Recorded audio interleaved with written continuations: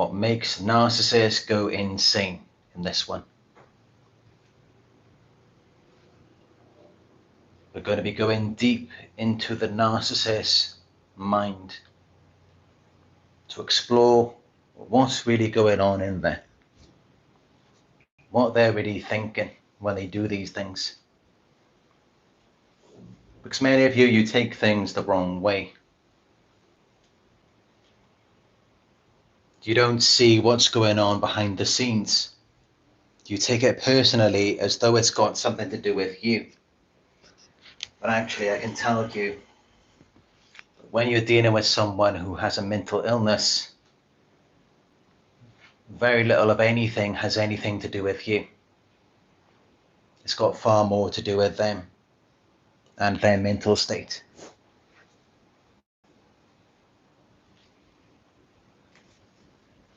Many of you may remember there was a time when they used to be so loving, so kind, so polite. They used to say sweet things to you. They used to compliment you, tell you how much they like you. What happened to that? Why don't they treat you that way anymore? And that's just it, because many of you take it as though it's something to do with you. And that's why you're not getting those loving compliments anymore. Those sweet text messages. Do you think that that's something to do with you? And really it's not. It's more to do with their mental disorder. Because yes, although narcissists do need supply, without supply they can be very mean, very nasty. They will devalue you, they will lash out at you. You won't get those compliments anymore. But also, it's the quality of the supply, the potency. And your supply may have been very potent in the beginning. The problem is every supply has an expiry date.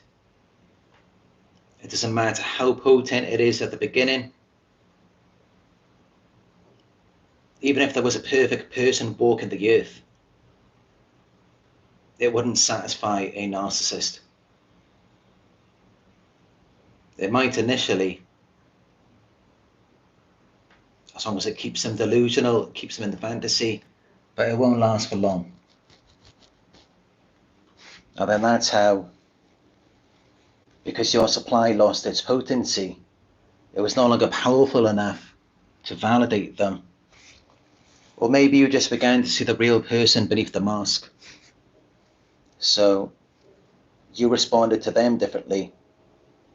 And then they became really mean, really nasty, prideful, arrogant, and egotistical. They didn't want to love bomb you anymore.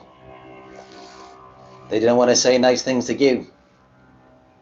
They didn't want to compliment you. They didn't want to do anything nice for you at that point. And it's because they're not getting that supply, that validation. That's why they become so mean. That's why they become so nasty. But as for us, we can become mean.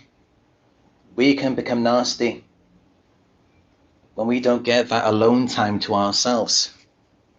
When we're just always around a delusional or abusive person who pulls us out of reality, who pulls us out of ourselves, that's when we become mean. That's when we become nasty. But as for them, it is the opposite. They've got to be getting supply externally from other people. But as for us as empaths, being around other people, that's what drains us. That's what disconnects us from ourselves. unless they're empaths as well, unless they have a strong sense of self, then it may be a different experience for us. But yeah, this is why they become so mean. This is why they become so nasty to you. Because they're no longer getting that supply. You're no longer validating them. Or maybe you are still validating them. But it doesn't have the same effect that it did at the beginning. Because think about it like this. With a narcissist, you can do something kind for them, a kind gesture, and they may appreciate it initially. It may make them feel good. But with time it gets old, it gets boring. It's not as potent as it was the first time. It gets old, it becomes familiar. And then they start to get mean, they start to get angry. They start provoking you. They start looking for any excuse to cheat on you, to go and find someone else. Because it's just not doing it for them anymore. And remember, it's not you. The things that you were doing for them, someone else would appreciate it. Someone else would love you for it. It's because of their mental disorder. To where they become used to you, it becomes familiar, it gets old really fast. And then it no longer does it for them. Then they've got to go and find someone else. And then this is how they end up devaluing you. And that's the funny thing about it, because I can tell you that if a narcissist is getting it elsewhere, and if it was satisfying them, even when they came back to you, they would be nice to you. They wouldn't come back devaluing you. If they're coming back and they're able to act nice, well, it's either in anticipation of you validating them, of you believing in them again, or it could be because they are satisfied with the other supply. But if they're coming back mean, if they're coming back nasty, the reason for that is because the new supply just isn't doing it for them. And that's how they're still miserable. They're still angry. They still have a problem with you. So yeah, it makes narcissists go crazy, but they're not getting that supply, they're not getting that validation. Or even if they are getting supply, it's gotten old. It's not as good as it was before for them. Because this is just the nature of their disorder. They may have felt good initially, but then it always dies out. It always fizzles out in the end. And there's really nothing that anyone can do about that. They just have to go around using people, going back and forth between multiple supplies. And even then they can still be miserable. And then they have to numb themselves with their addictions. So this is why they change towards you. This is why they're no longer nice to you. They're no longer love bombing you, complimenting you, saying all of these nice things to you. Remember how sweet they were at the beginning. Remember how kind and loving they were. They were very different. They were nothing like what they are when they're devaluing you. They changed so much. But then the truth is, the narcissist without supply, that's who they really are. That's the real them.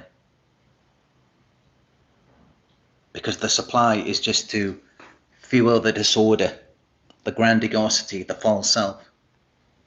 Without supply, then you begin to see the real them, or closer to the real them, because it does go further which I will touch on soon.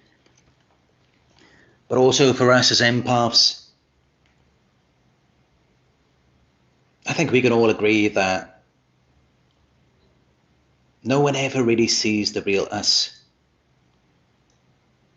It's like we feel like we can't really be ourselves around other people because everyone's just so fake.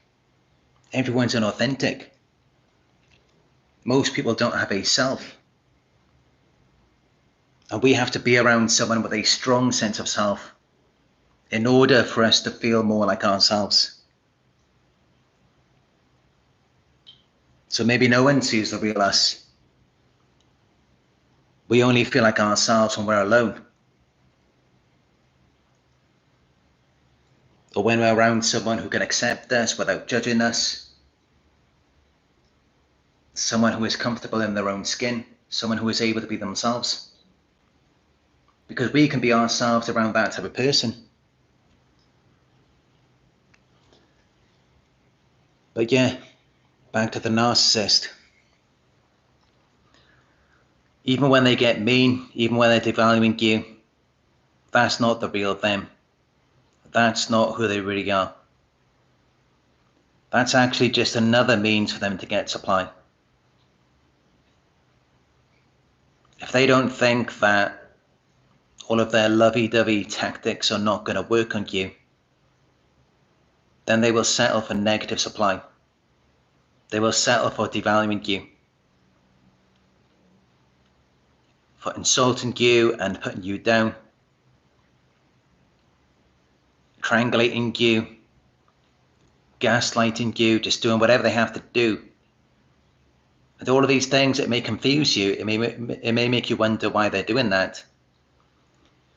But all you need to know is that it's because they can't get positive supply. They can't get the type of supply that they really want. So that's what they have to sell for that. And even then, it's just a tactic. You're not really seeing the real them. The real them is what you don't see. That's when they completely collapse. That's when they completely fall apart. And this happens when they've really just given up. It happens when they can't get positive supply from you. You're not responding to their devaluation. You don't really care about what they're saying about you. And at that point, they've just given up. Maybe you've exposed them. Maybe they got no other supply. So then they isolate themselves. They withdraw. And this is a period where you will not hear from them. You may feel like they're giving you the silent treatment. You may feel like they've ghosted you. But actually, no.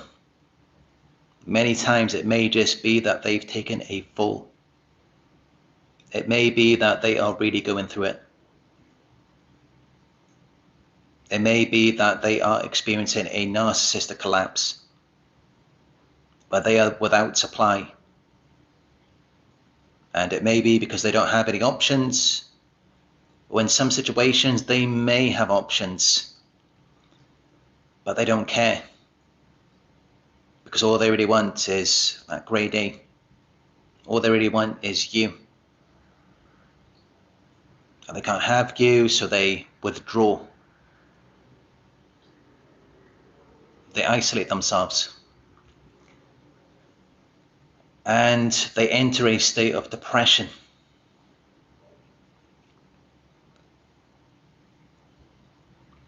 Because you made them feel a way that no one else could make them feel.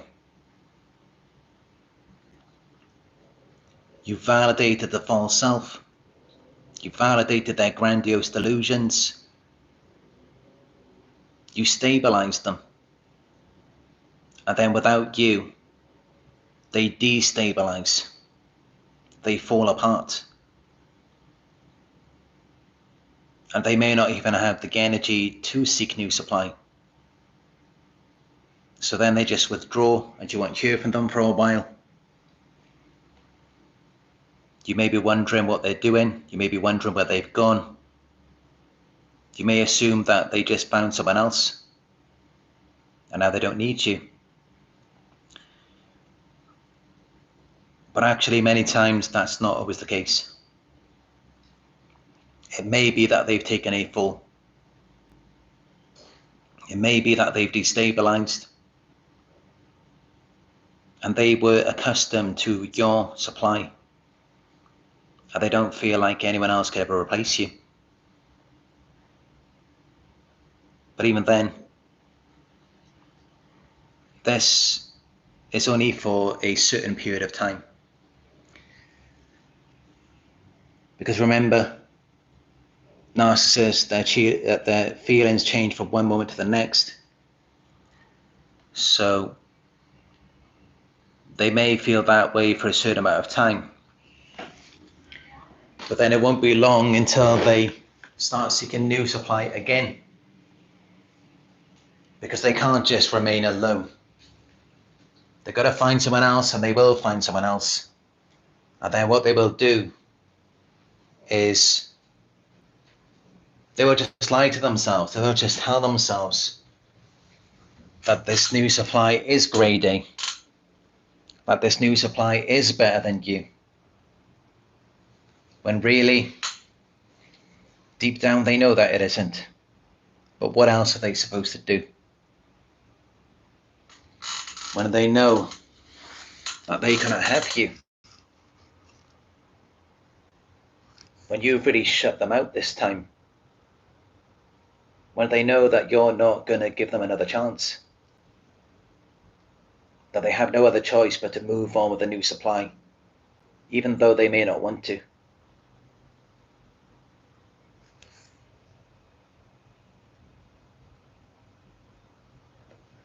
And then they try to turn the new supply into you. They try to make the new supply more like you. Because what they're really missing is that feeling. That dopamine hit that you gave to them. That adrenaline rush. You made them feel a way that no one else ever made them feel before. No one else ever made them feel like that. But you did. So now all they can do is live a lie. All they can do is pretend that this new person is grade A. That this new person is better than you, when deep down they know that they're not.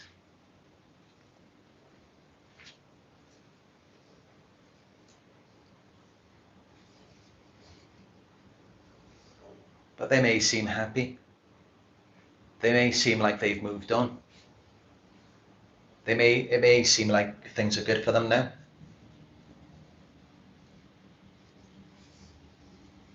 Because that's just it. They live in a fantasy. They're delusional. But you just remember that shift in their behavior. Remember how they suddenly changed. Remember how initially in the beginning they were love bombing you, they were very nice to you, giving you compliments, giving you gifts. They were doing all of these things for you. And then all of a sudden it just stopped. Then all of a sudden they suddenly turned against you. They started devaluing you. No more compliments, no more good times. No more any of that.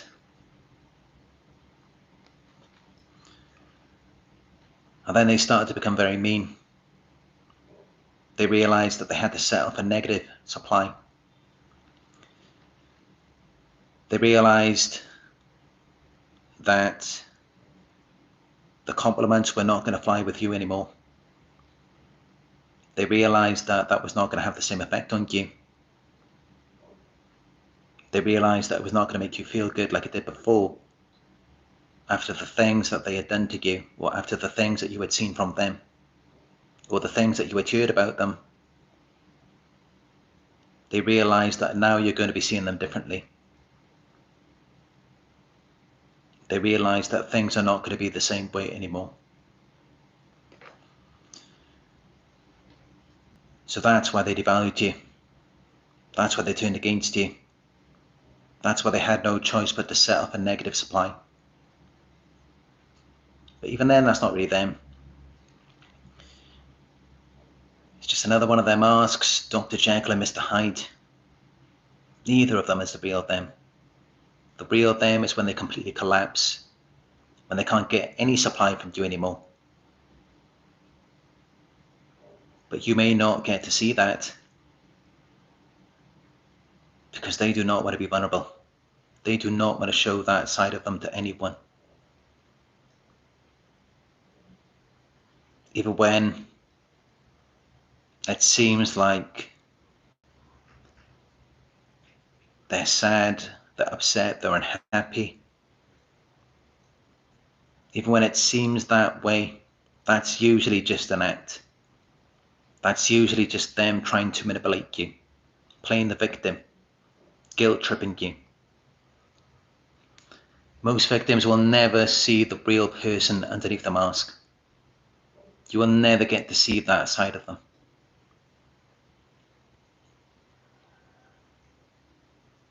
And it is a very difficult thing to bear witness to. To see the narcissist break down, to see them emotionally collapse, and not where they're getting angry, raging, but where they turn inwards, where they enter a state of depression, and some of them may even try to take their own lives. Because underneath it all, that is the real them. That's who they really are. And that's what they don't want you to know. And this is why they make such an effort. They go all out to act like they're happy, to act like they're living their best lives. This is why everything is so exaggerated. You may see them with a new supply on social media. They're always laughing and smiling. It looks like they're having a great time. And you just got to think, what is all of that for? What is the purpose in that? Because they're in denial. They're running from how they really feel about themselves as a result of all of the things that they have done to people. That's what they're running from. Because deep down, they absolutely hate themselves. They hate themselves for the things that they have done. They're shame-based people who are doing everything they can to avoid reflecting on their shame. So of course they do not like themselves very much.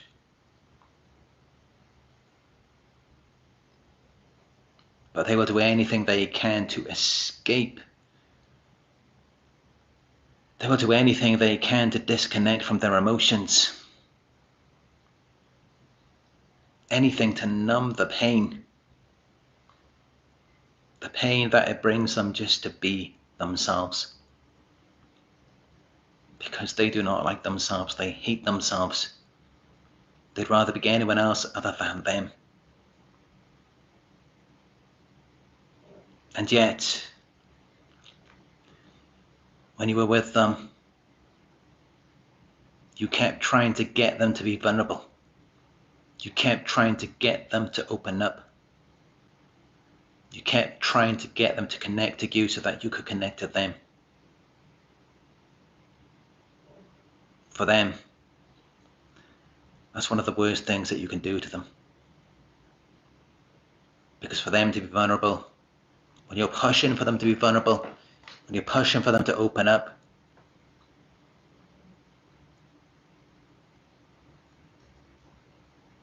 because what's underneath it all is a lot of self-hatred. They do not like themselves. They cannot stand themselves. This is why they deny, project, blame shift, gaslight. This is why they use the double bind. This is why they give you these situations or scenarios where no matter what you do, nothing is right. Because that's how it feels for them. Deep down, they feel like they're wrong. They feel like they're bad. They feel like they're not good people.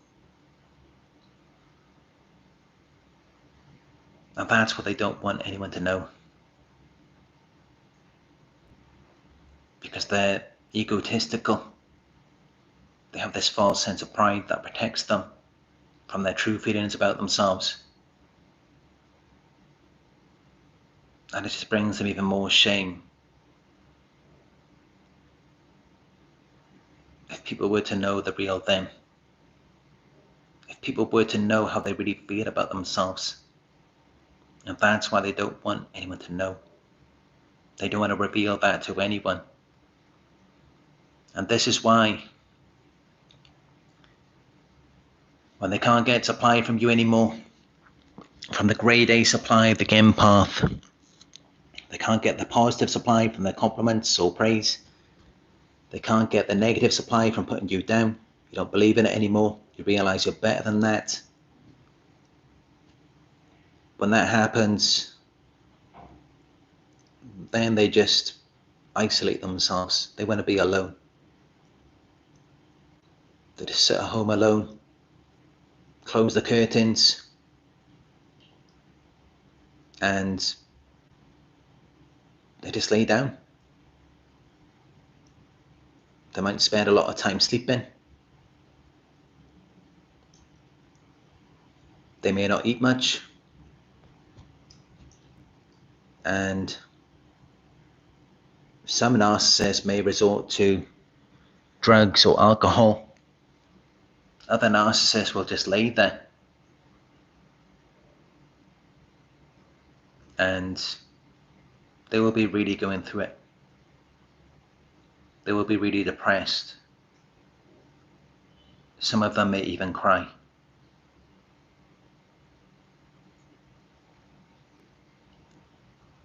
But before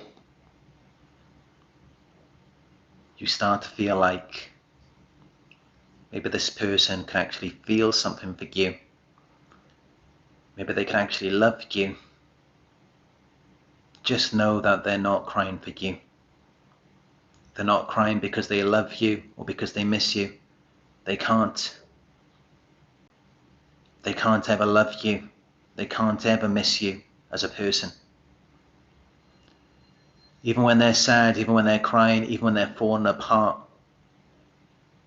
those feelings, those emotions, it's just for themselves and not for anyone else. They just feel sorry for themselves. It's just them feeling like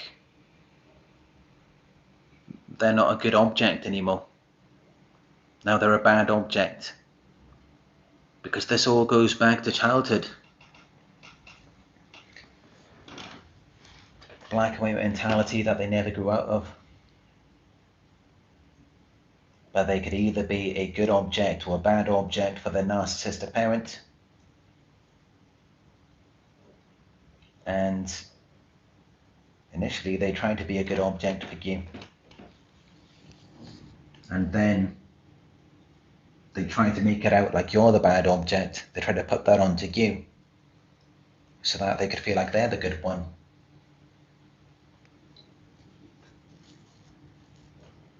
But then nothing works anymore.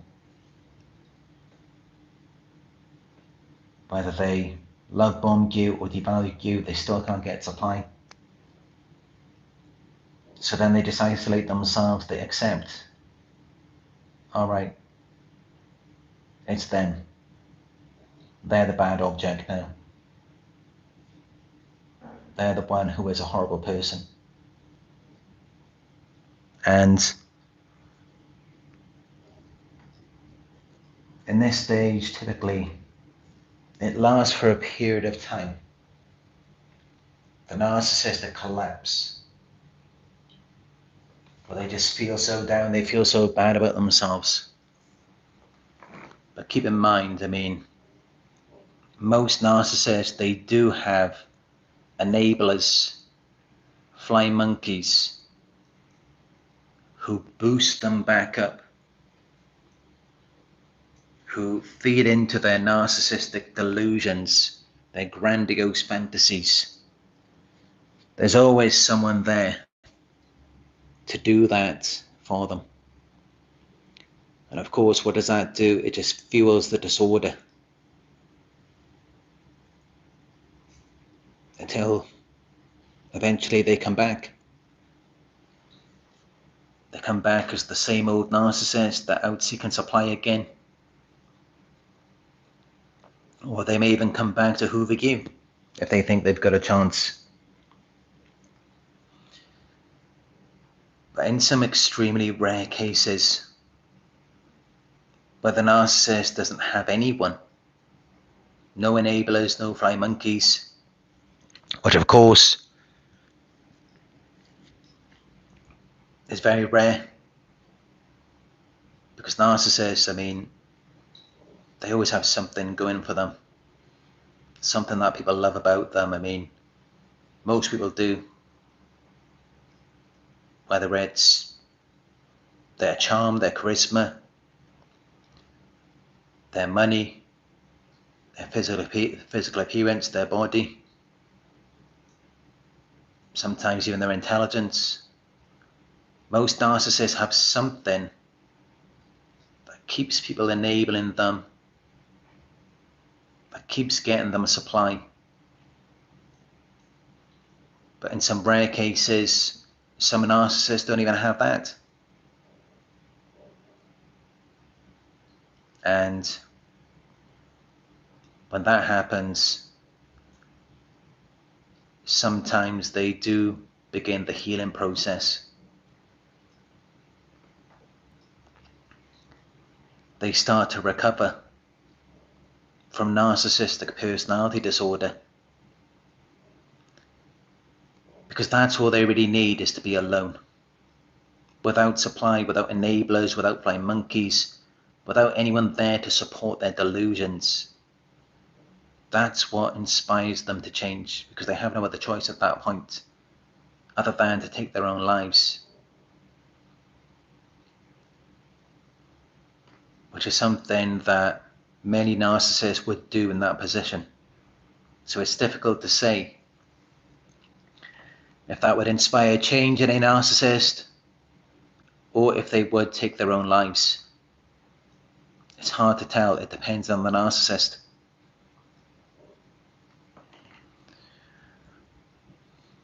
But yeah, if you're finding this video helpful so far, please give it a thumbs up. Thank you. But yeah, this is what makes them go insane. This is what drives them crazy. Because when they can't get that supply, that validation from you, then they just try something else. They'll try whatever they think will work on you. Of course, they'd like you to validate them. They'd like you to think that they're the best thing since sliced bread. But then they want to have their cake and eat it too. They want to be able to abuse you or make you their doormat and get you to do what they want you to do. So really what happens is, because of how they behave, it's just inevitable. It's inevitable that you're no longer going to validate them, that you're going to turn against them. And sorry if I appeared a bit distracted there. There's a lot of noise going on around me. Those of you who are new, there's always car horns at the back and people whispering, moving outside the door. So of course it can be distracting. But yeah, when they know that that's not going to work on you anymore, the compliments, the gifts, the love bombing, then they just stop doing it. Because think about it like this, what's the point in doing something if they know it's not going to work? It's just a waste of their time and energy. Now, if it's going to work, then of course they'll do it. Of course they'll continue love bombing you. No narcissist is going to stop love bombing you if they know that it's going to be effective. They only stop the love bombing because they know it's not working on you anymore. So then they try something else, they try devaluing you. And sometimes that gets some supply. But then when that no longer works, then they just give up, then they isolate, they turn inwards, they become depressed.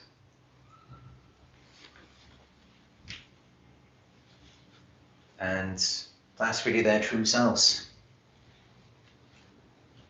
That miserable, depressed person who feels hopeless and helpless in life.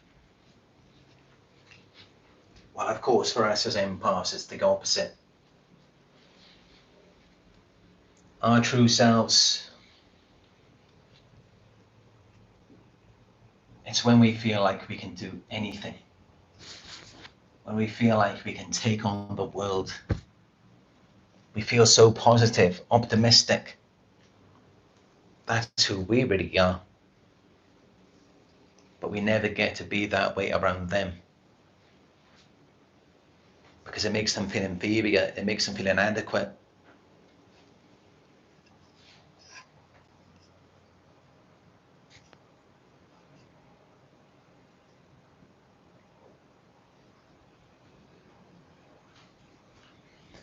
But yeah, this is what makes them go crazy.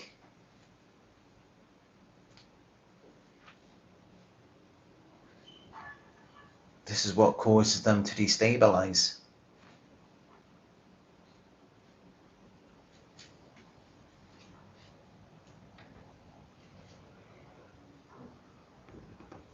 They try to get supply from you initially, positive supply. And then when they can't get that, it causes them to destabilize, it causes them to fall apart. It makes them feel bad about themselves, it makes them feel inadequate. And then they turn against you, they devalue you. And if you notice, when they provoke you, when they get a reaction, when they project onto you, when they make you feel bad, then instantly it's like they feel calm, they feel better about themselves. Because that's given them a sense of stability by destabilizing you. And this is why when you go grey rock, they typically ramp up the abuse, it gets worse. Because they've got to get that stability from you. They have to destabilize you to stabilize themselves. So they'll push more and more. They may do some things that you've never seen them do before. Anything just to get that reaction out of you. To where it then stabilizes them. Or sometimes they may just walk out, go off to a new supply, get that sense of stability from them.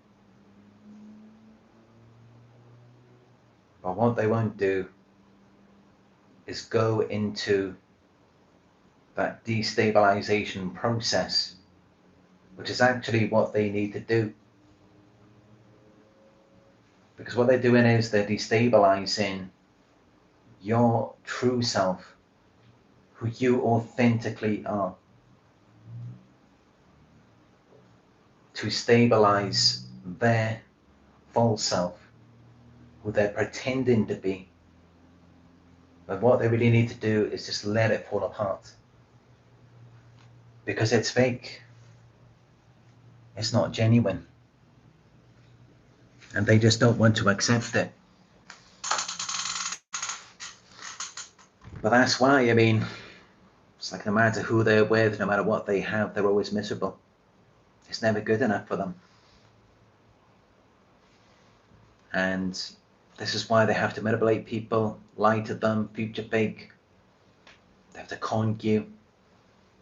They steal things from you, your characteristics, your money, your possessions, because they're just completely fake. And this is why they will never be happy.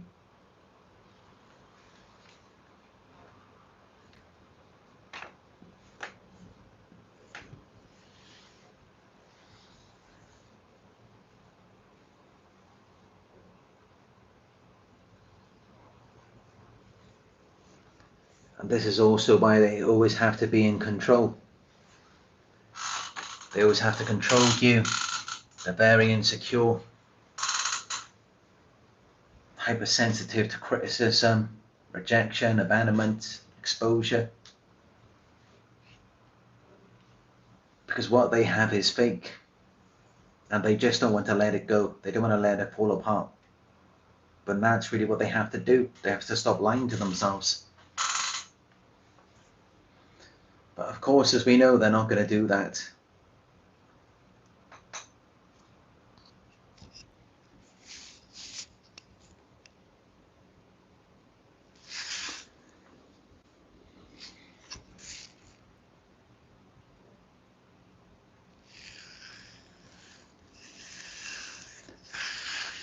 But yeah, this is what makes them go crazy.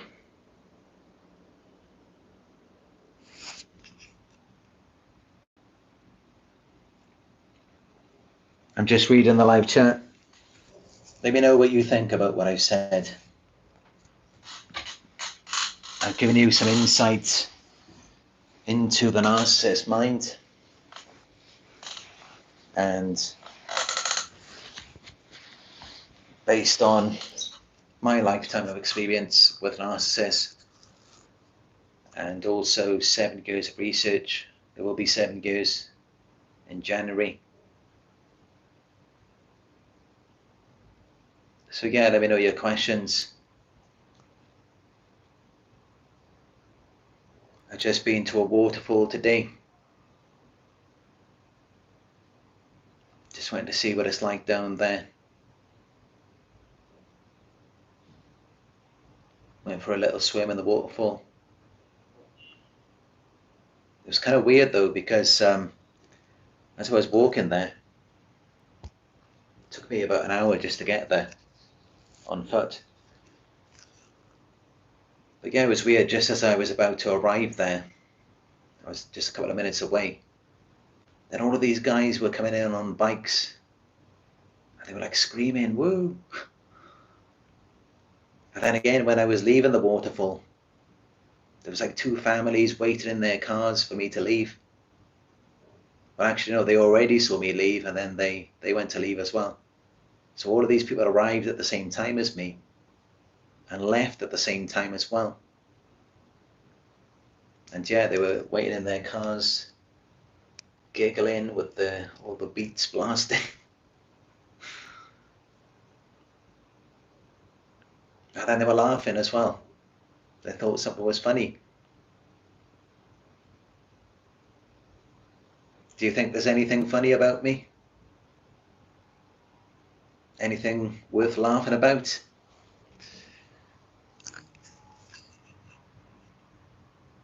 But yeah, I don't know. I had a good time anyway. I had a good time in the waterfall, bathing in the stream. And I will have the pictures up in my Instagram stories very soon. Either within the next few hours or by tomorrow. So you can see that on there if you follow me, Narc Survivor YouTube on Instagram. And also, I upload narcissistic abuse quotes on there. And currently in the process of uploading my trip from Japan last year.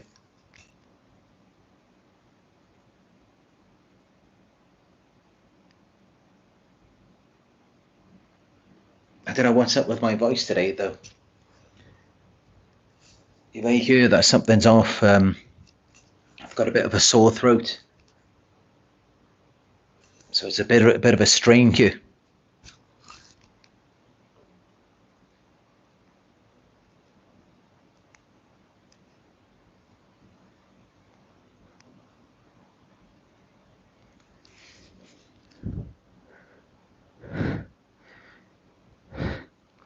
I thought I was going to sneeze. I felt like I was going to.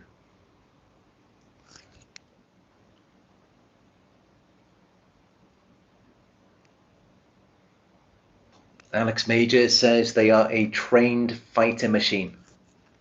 Brilliant comment, Alex. Yeah, I mean, with these narcissists, everything is a weapon. Like, they abuse everything. Everything they get their hands on, they abuse. They can use their brains as a weapon. Think of insults for you. They can use their bodies as a weapon. They can attack you. They could use the car as a weapon, the children, money, just everything. They will abuse anything they can. Of course, how we view things are very differently to them. We view things as something that can bring happiness to people, bring them peace. But with narcissists, everything's just a weapon. They abuse everything. They even abuse technology, social media. They abuse it all.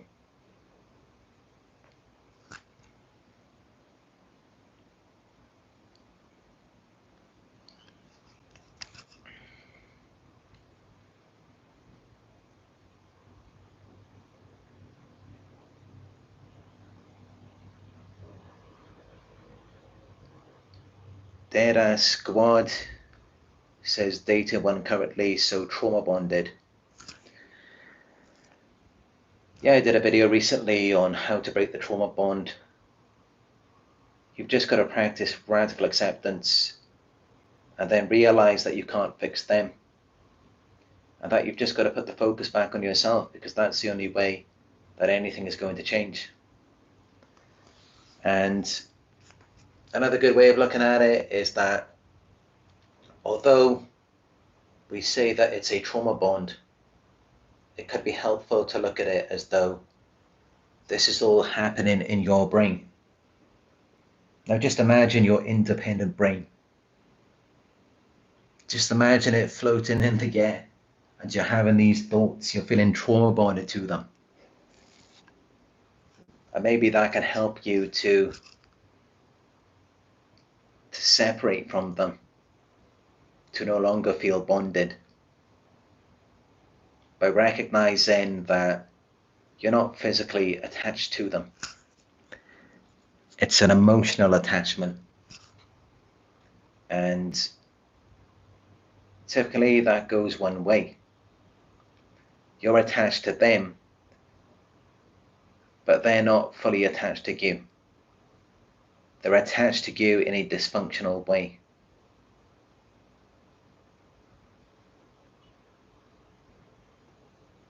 So I hope that helps, Deadass Squad.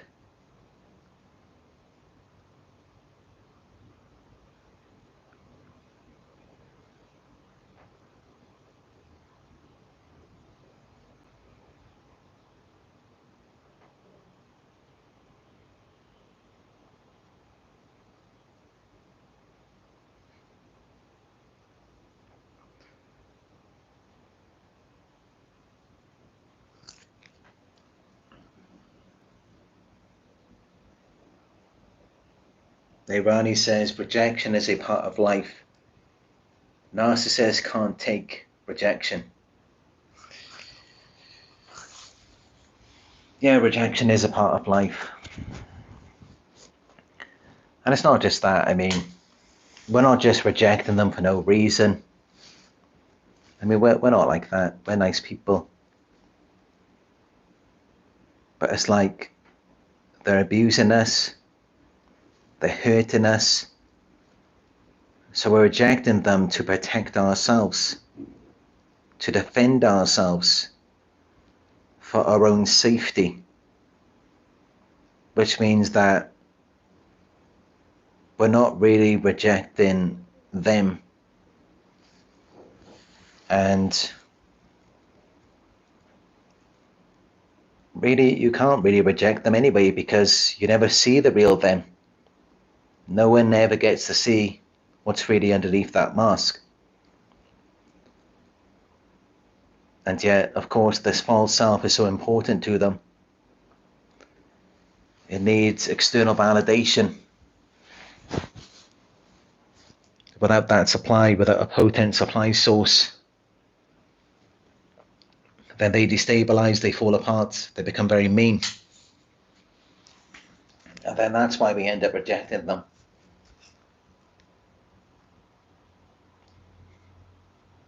And yet they're also disconnected from that character, because they have to see themselves as faultless and flawless. A Hyde character, anyway, I mean, they always like to think that they're the Dr. Jekyll character.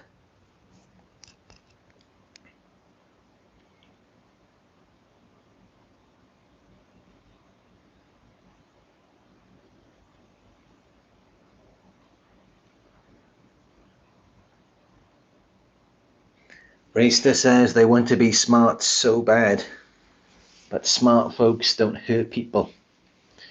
Very true.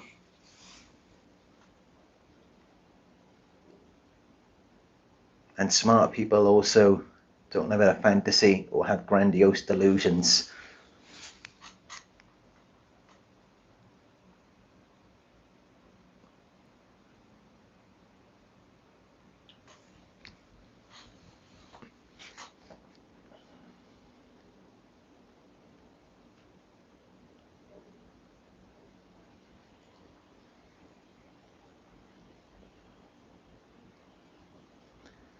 Look again, no one cares says you are a targeted individual, sir. Yes, don't worry, I remind myself of that every day, and I won't ever forget it.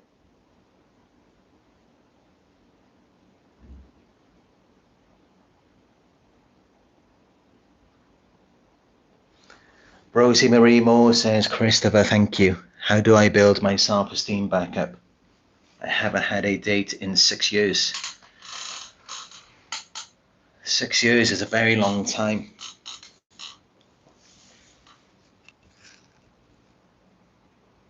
And also, what I would say is that when you do build your self-esteem back up, that's actually going to make it more difficult for you to meet someone, because most people in the world today are actually very insecure. Most people do not have high self-esteem. It may seem like some people do, but it's all fake. It's just pride, a false sense of pride.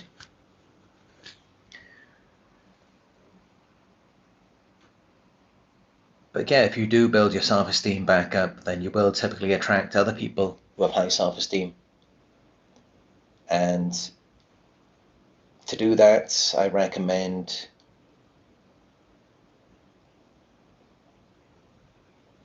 changing things about yourself externally.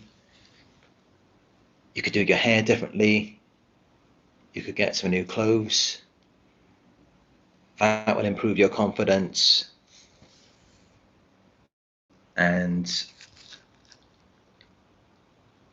also to work on internal confidence, which is best. You can practice positive affirmations every day. Read them out every morning and every evening. Just search for videos on YouTube, positive affirmations. I found that really helpful. And just being alone to yourself and your own thoughts. Reflecting on past traumas. Because if you look at babies, they don't really have any of these negative emotions. They don't have fear, they don't have guilt, they don't have shame. All of this is learned. And or rather the things that cause us to feel that way is learned. And a lot of times it's not really justified. We feel this way about things for no reason, and it gets to us, it makes us feel bad, it makes us feel like we're less of a person when really we're not. So it can be good to go back and reflect on past traumas, things that triggered us to feel shame in the past, and realize that you are enough, you are worthy. Another thing that helps is to notice one thing that you like about yourself every day. And this could be something physical, it could be a quality or trait, just something that you like about yourself. And every day just notice that.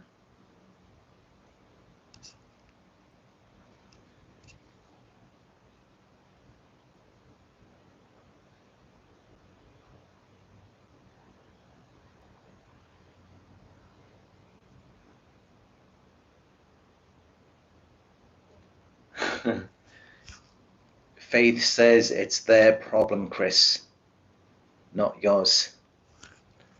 Yes, that's right. It's not my fault.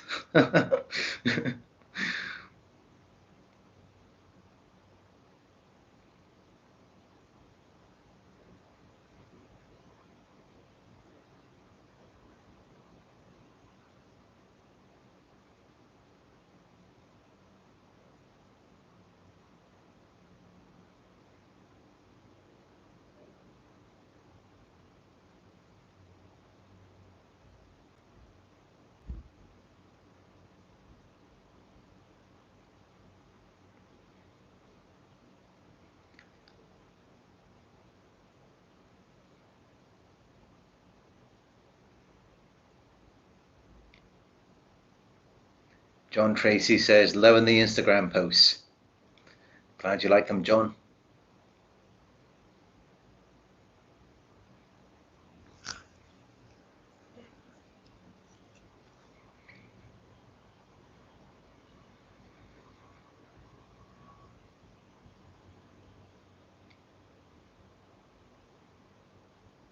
Yes, give the video a thumbs up if you're finding it helpful so far.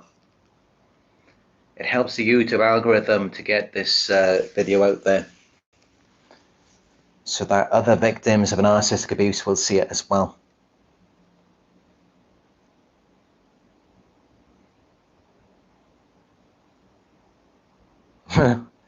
John Tracy says, even weaponize food. That's right, narcissists will even use food to control you. They will abuse anything. If they can get their hands in it, if they can use it to manipulate and control you, then they will abuse it. They will use it as a weapon. They even use God and religion as a weapon as well. Everything is a weapon to a narcissist. But when they're love bombing you,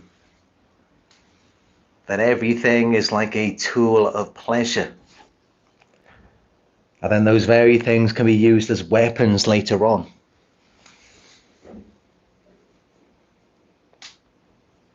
It kind of shows how they just don't really value anything. They don't really care about it.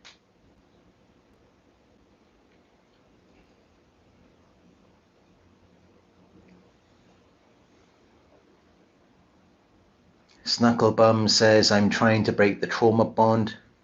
I just think of the bad that was done and tell myself the relationship wasn't real. They weren't real. Yeah, that's good. I mean, they're not real. They were not real. And they will not ever be real. Even psychologist Ross Rosenberg has said that in his video. Narcissists are not real people. Because just think about it. If they were real, they would be real. If they were real, they would be there. They would be present. But instead, narcissism is characterized by an absence, especially an absence of distinguishing features or traits. Narcissism is negative.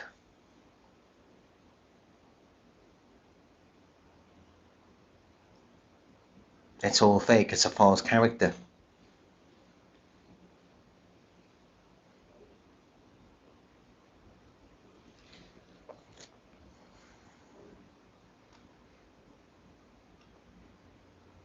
Ten-Point Tyrone says, thank you for all your info.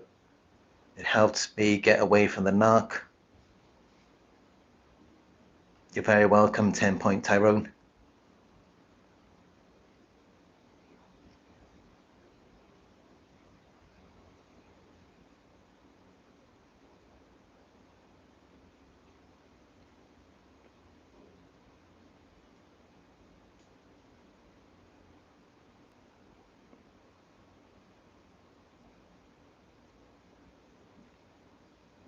Sadie Marsh says, is a gang stalker someone horrible lurking by when we are having fun?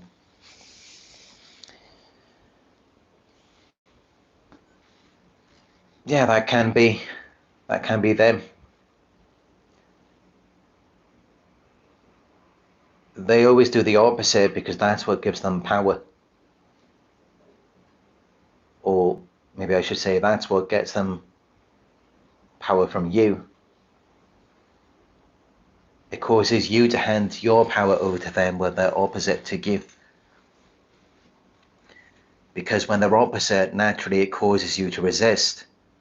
And what you resist persists. So when you resist something, you're handing your power over to what you are resisting. That's how it works. So if you're feeling down, if you're feeling sad, if you're feeling depressed, then they will act like they're happy. And they may blame and shame you.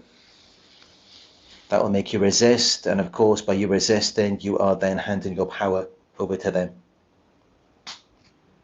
This is what happens when we resist. And this is why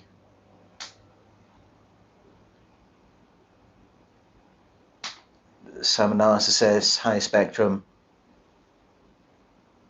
mostly sociopaths and psychopaths,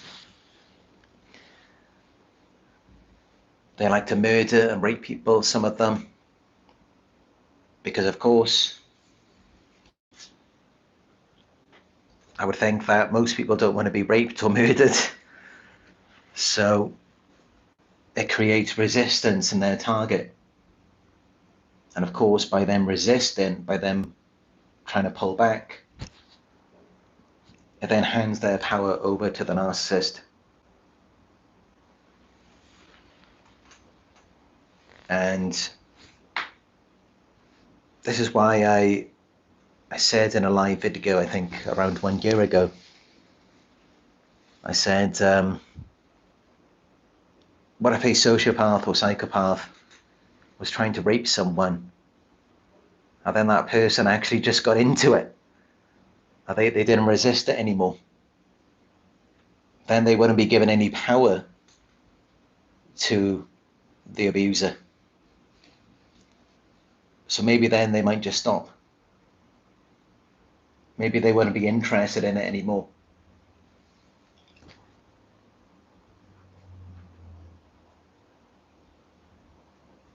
And this can happen with narcissists. When you use reverse psychology on them, when you act like that you're okay with something that they're doing, it no longer fuels them to do it. Because it's your resistance That's what gives them the power. When you resist it, that's what fuels them, that's what drives them. Whereas for us, of course, it's the opposite as empaths. If someone resists us, then we feel like power is being stripped away from us. And that's why narcissists will typically resist you and do the opposite of you, because again, that's how they get power. And that's really how you know what you're dealing with, because it's only narcissists who really do that.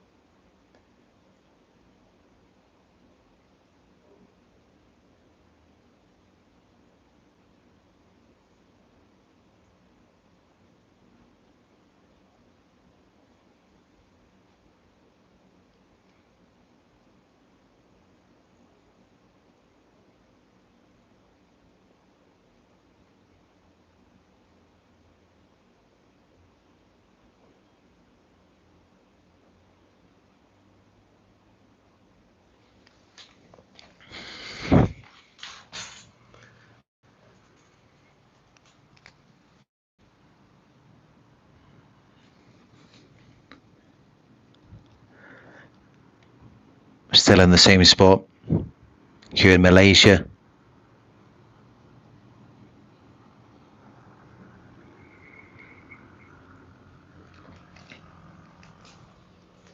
But yeah, it was fun at the waterfall today. It was fun bathing in the water.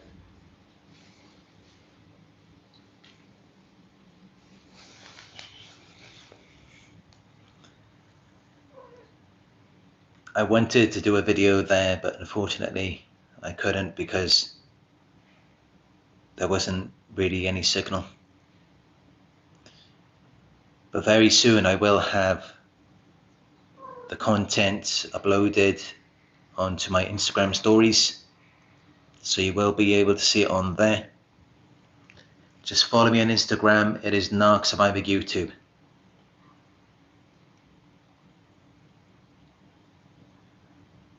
Thank you all for your support. Give the video a thumbs up if you found it helpful. Let me know your thoughts in the comment section. Hit subscribe and click all notifications to be notified when I go live again. Donations greatly appreciated. You can donate to my PayPal. It's paypal.me/narcsurvivor.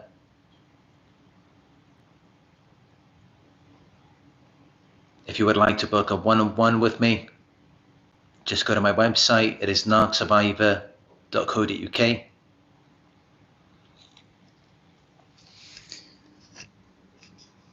Thank you all for joining me on another Narc Survivor live video. And I look forward to speaking with you in another live video very soon.